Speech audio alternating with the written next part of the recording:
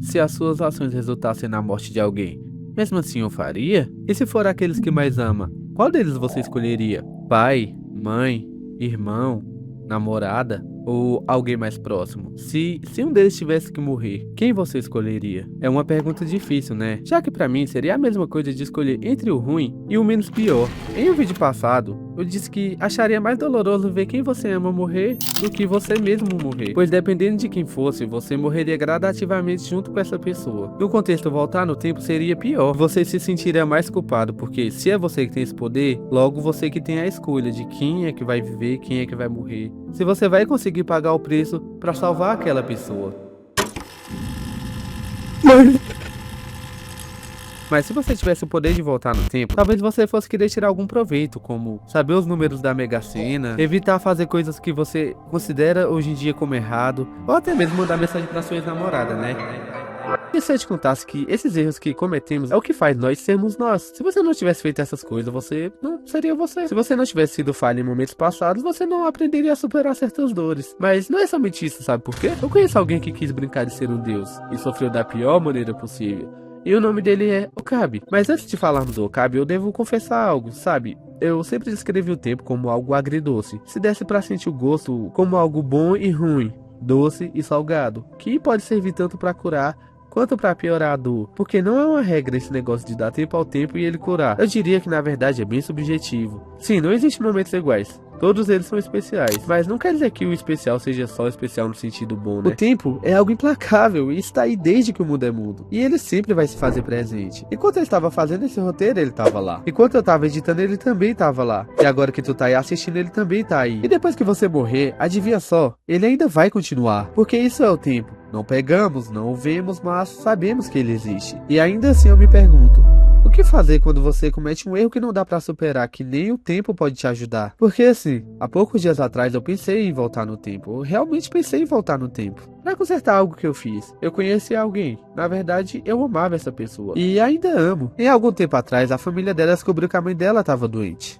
Depois disso, ela começou a mudar, ficou mais distante, mais fechada, como se ela estivesse cansada emocionalmente. Bem, e eu, né, falei coisas que não devia, transformei pequenas discussões em algo maior, até que um dia aconteceu o previsto. Ela parou de falar comigo. Mas o pior nem foi isso, porque um tempo depois ainda tentei pedir desculpas pra ela. Achei que talvez ela só estivesse magoada e esperando um tempo pra falar comigo de novo. Só que quando eu finalmente consegui falar diretamente com ela, as únicas palavras que eu ouvi foram: ela se foi no dia que você me xingou. E bom, naquela hora o meu chão simplesmente sumiu. Eu sei que a culpa não foi minha, mesmo assim uma parte de mim sente que eu poderia ter sido diferente. Talvez se eu tivesse esperado mais, talvez se eu tivesse entendido melhor a dor dela, ou talvez se eu não tivesse deixado o meu orgulho falar mais alto. Mas aí eu comecei a pensar, né?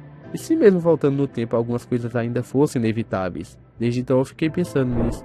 Quanto a culpa consegue transformar o passado numa obsessão, quanto ela consegue consumir uma mente inteira, o quanto a culpa consegue consumir uma mente por anos. Porque quando você acredita que poderia ter feito algo diferente, sua mente nunca mais para de voltar naquele momento. É sempre lembrando aquela mesma coisa, sempre, sempre, sempre, sempre. E como eu disse, talvez ninguém represente isso melhor do que o Okabe. Para você entender melhor a figura, eu vou te contar.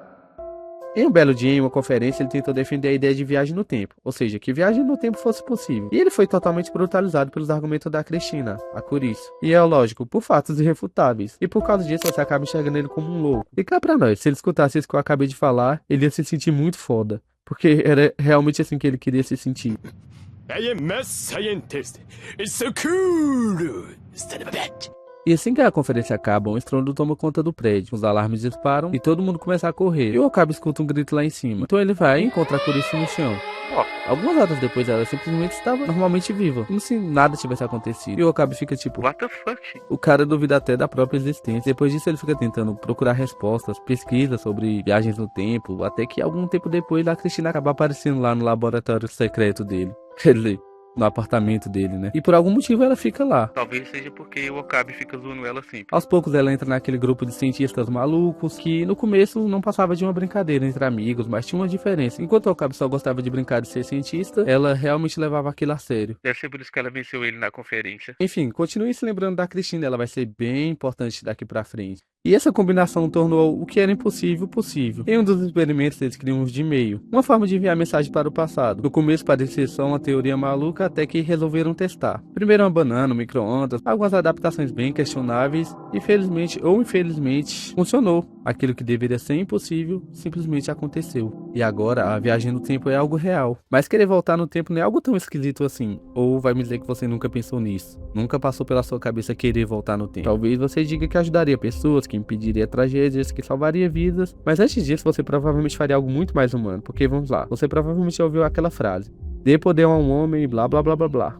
Voltar no tempo é um super poder. Então imagine ter um poder que ninguém mais tem. Quando recebemos uma oportunidade dessas, raramente a primeira coisa que pensamos é em salvar o mundo. Geralmente pensamos em nós mesmos, em corrigir erros, satisfazer curiosidades ou simplesmente brincar com aquilo. E foi exatamente isso que o nosso mano Okabe fez. Ele brincou com aquilo, experimentou, testou limites, porque acreditava que conseguia controlar as consequências. Afinal, só ele tinha esse poder. Tipo, qualquer coisa eu volto no tempo e já era. E por um tempo ele estava certo, as mudanças eram pequenas, quase inofensivas, era como se o universo estivesse dizendo: vai e faça o que você quiser, depois só volta no tempo e foda-se.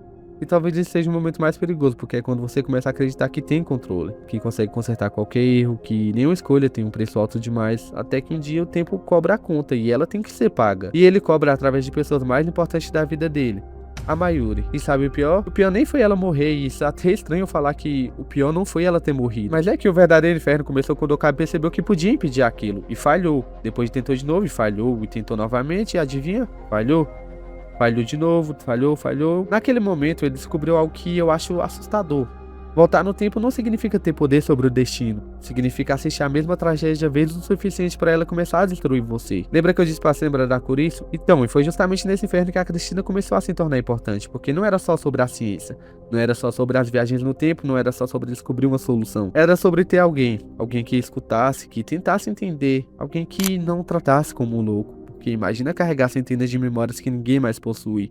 Centenas de memórias de mortes. Pessoas que você conheceu, mas elas não te conhecem mais porque você voltou no tempo e não chegou a conhecer ela de novo. Imagina você sofrer por acontecimentos que ninguém mais viveu. E ainda assim precisa continuar fingindo que está tudo normal. É uma solidão quase impossível de explicar. Mas sempre que tudo parecia perdido, lá estava ela. Havia uma pessoa para quem ele voltava. E o nome dela é Cristina. O mais bonito era a interação, sabe? Porque não importa quantas vezes ele fracassasse, quantas linhas temporais atravessasse, quantas vezes precisasse recomeçar, quantos saltos temporais precisasse dar, no fundo ele acreditava que ela ouviria, que ela tentaria entender, que ela acreditaria nele. E quando você está enfrentando o inferno sozinho, às vezes a única pessoa a acreditar em você vale mais do que qualquer máquina do tempo. E de verdade mesmo, eu poderia ficar horas falando de cada coisa interessante ou que se assemelha à nossa vida, mesmo sendo um anime. Também poderia ficar horas falando de forma mais profunda, mas eu também conheço alguém que sofre uma solidão mesmo tendo várias pessoas do lado. E você também conhece. Sim, o nosso mano Subaru. E já apareceu várias vezes aqui no canal. Sabe de uma coisa? Eu acredito que os dois vivem o mesmo inferno. E sabe por quê? Pelo fato de voltarem no tempo? Sim e não. Porque se fosse só isso, existiriam dezenas de personagens iguais a eles. Mas não existem. O que torna os dois especiais não é a capacidade de voltar, é o preço que pagam por isso, porque voltar no tempo não resolveu os problemas deles. Na verdade só aumentou e ainda tornou eles responsáveis pelas ações. E existe uma diferença enorme entre sofrer uma tragédia e acreditar que é sua obrigação impedi-la. E o Subaru entende isso melhor do que ninguém, afinal. Porque diferente do Okabe, ele nem sequer escolheu carregar esse peso. Ele simplesmente acordou em um mundo onde qualquer erro custava a vida dele, onde ele tinha que fazer de tudo pra não cometer tais erros. E se cometesse, ele tinha que morrer pra voltar e voltar e voltar. E ele era só um otaku que nem saía do quarto. Como é que ele ia fazer isso? Ele só tava lá. Pois é, e é onde cada morte eu convenci um pouco mais de que tudo depende dele. E talvez seja justamente aí que mora o verdadeiro inferno. Porque chega um momento em que você para de perguntar quem está errado e começar a perguntar o que eu preciso fazer agora pra que tudo dê certo? O que eu preciso sacrificar?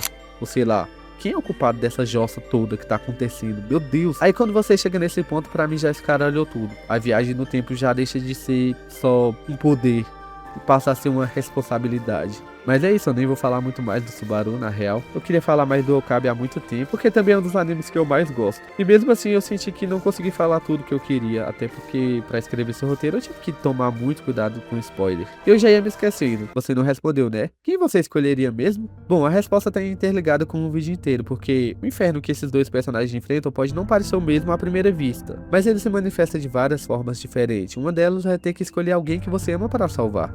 mesmo quando tudo o que você queria era salvar todo mundo. E o pior nem é a escolha, é o que você precisa fazer para chegar até ela. Quantas vezes você morreria para salvar alguém? Quantas vezes você contaria a mesma história? Quantas vezes você tentaria convencer a mesma pessoa? Ela acreditaria em você? E se você nem pudesse contar? E depois de tudo isso, você ainda seria a mesma pessoa? Ou perderia uma parte de si em cada tentativa? Porque no fim, não importa quem você escolha, não importa quantas vezes você volte, não importa quantas vezes você tente consertar tudo, você ainda terá sangue nas mãos e ainda vai se sentir culpado. E talvez seja por isso que eu gosto tanto dessas histórias. Não falam só sobre viagens no tempo, termos técnicos, elas falam sobre arrependimento, sobre aquele momento em que a nossa mente insiste em revisitar, tipo, o que eu fiz e queria ter voltado no tempo, não gostaria de ter falado aquelas coisas, sobre conversas que gostaríamos de não ter tido ou que gostaríamos de ter tido antes de fazer qualquer merda, sobre palavras que gostaríamos de não ter dito.